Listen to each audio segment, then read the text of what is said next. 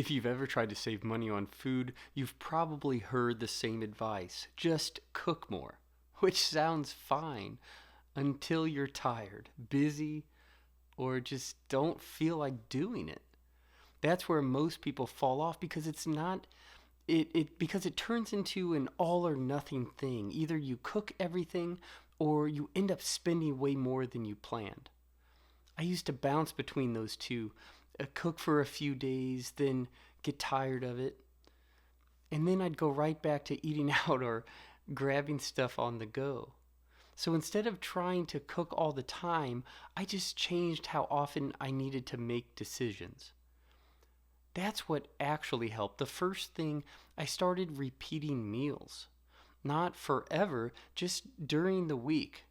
Same breakfast, same lunch, simple stuff I didn't have to think about.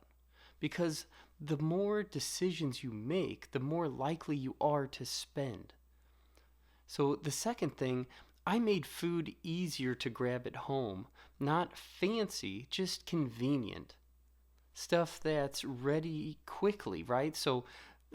Because most spending happens when you don't feel like putting in effort. So if home is just as easy, you're way less likely to go spend money. And the third thing, I didn't try to eliminate eating out. I just limited when it happens. Instead of random, it became intentional. Once or twice a week, not every time I didn't feel like cooking. That alone makes a big difference because now it's controlled, not reactive. You don't need to cook everything. You just need to reduce how often you default to spending. Fewer decisions, easier options at home.